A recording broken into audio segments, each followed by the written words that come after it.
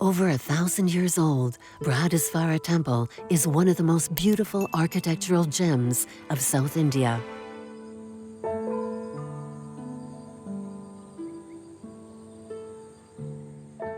The purity of its style, harmony of its proportions, and profusion of its granite sculptures make it an incomparable monument.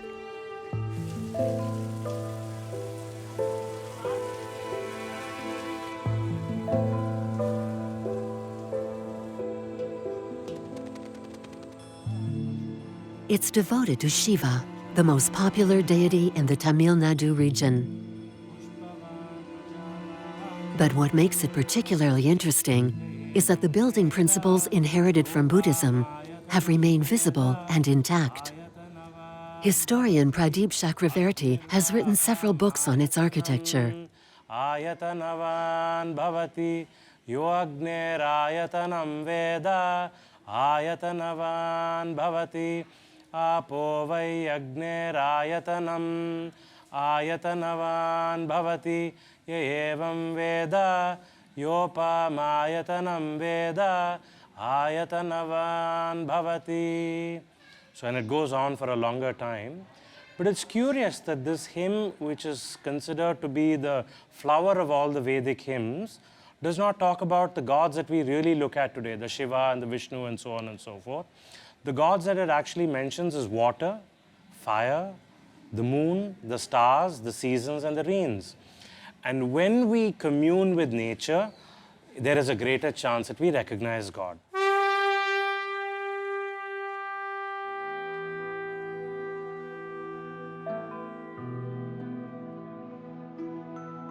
All Hindus share this respect for nature and believe in a higher consciousness called Brahman, considered to be the supreme God, creator of the universe. So in the old days, in some of the Vedic hymns, for example, they conceptualized and gave this Brahman a form called the Vastu Purusha, or the eternal human being. When we see that eternal human being in the earth and we build a structure around that human being, that becomes a temple.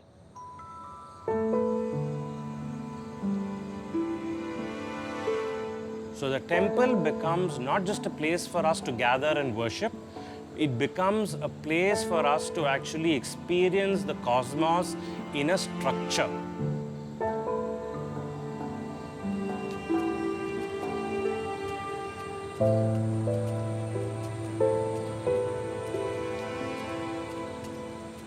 Now if you look at the Vastu Purusha windside, he's got his hands in prayer and his knees would be on this side and the feet come down over there. Like Meenakshi, this temple represents the divine body in human form. It fits in the center of a square divided into multiples of 9, corresponding to the 9 planets of Indian astrology. To keep the supreme deity from escaping, it's held down by secondary deities that live in the compartments around the central square. And this point over here, the center point, will actually be the navel. And in fact, even in Sanskrit, this is called the Garbha Griha, which means literally the womb. And that's where the main deity is. So the focus of the attention is towards the center point. Rising directly from the navel of God, the Vimana, a hollow pyramidal tower, houses the god Shiva. 70 meters tall and crowned with a huge 80-ton block of stone, the heavenly palace, the most sacred place in the temple, towers above the other buildings. A shrine that only Brahmins may enter to serve Shiva.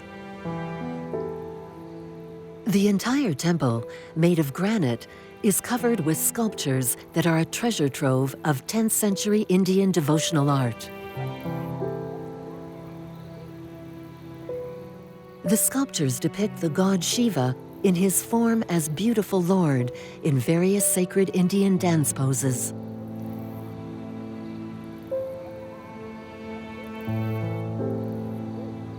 Like Meenakshi, the shrine is surrounded by double walls with a gopura marking the entrance.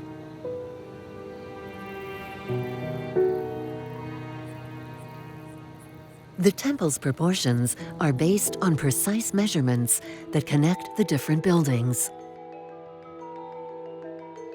The square determines all the proportions of the design. The outer wall is composed of 2 squares, each with sides 140 meters long. The 70-meter tall vimana corresponds to exactly half of 1 square. The layout of the buildings forms a combination of squares representing the earth and circles representing the sky, nested into one another. A perfectly symmetrical design that is none other than the Buddhist representation of the cosmos found throughout Asia, the mandala.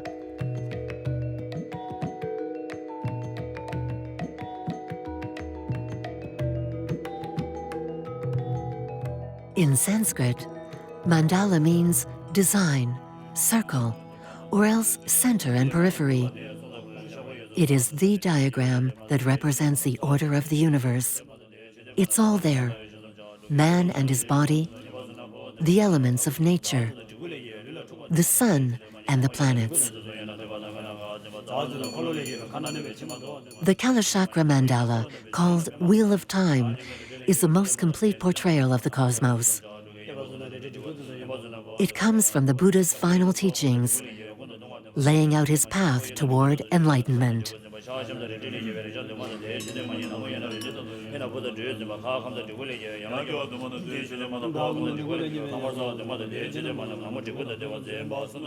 The Wheel of Time represents the great cycle of life, from macrocosm to microcosm, from the planetary cycle to the cycle of breath. Everything is under the influence of time. Robert Thurman, professor of Indo-Tibetan Buddhist studies at Columbia University in New York, was the first American to be ordained by His Holiness, the Dalai Lama. Mandala is actually an alternative universe, really. But then the center of that universe is a kind of divine palace or a royal palace. And we are used to seeing mandalas in 2 dimensions, like a geometric diagram, usually a square and maybe circles in the square, or maybe sometimes several squares, one within another. But actually, that's the blueprint of a 3-dimensional building, or sometimes several buildings, one inside another.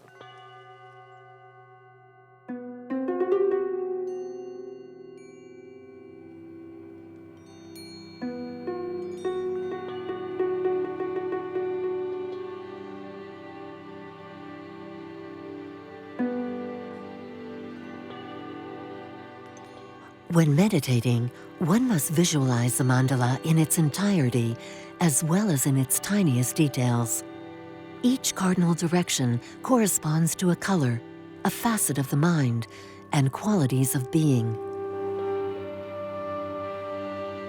Through the power of concentration, one can conjure the ideal heavenly palace from the blueprint on the floor, where all the qualities of an enlightened Buddha are gathered. One can then move about freely inside and explore it mentally. The technology of the mandala is creating a space where you feel totally exalted.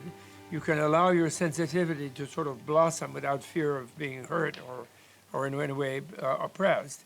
And the building should reflect that kind of a exalting space. So this is a very high science, actually, about the nervous system, the programming of the brain, sort of, I call it psychic neuroscience, meaning coming from within your mind and using focused imagination with very high concentration power to create effects in your subtle nervous system. And then the idea of the building and the architecture is completely connected to that. So it's like a core psychological, spiritual science that underlies either Hindu or Buddhist temple architecture.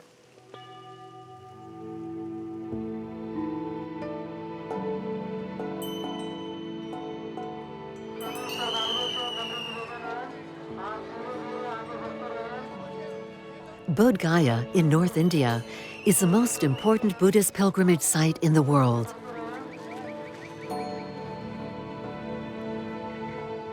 This is a place where 2,500 years ago, a man named Gautama, after a long spiritual apprenticeship, managed to reach enlightenment.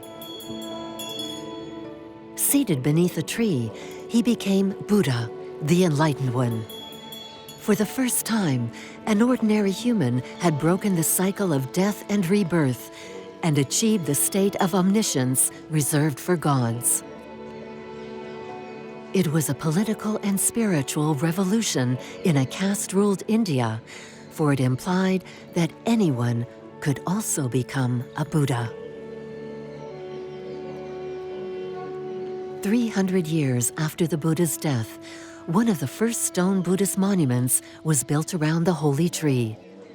Mahabodhi Temple is a stupa, a mausoleum that houses the relics associated with the Buddha. Worshippers walk clockwise around the cone-shaped structure to honor the Buddha's memory.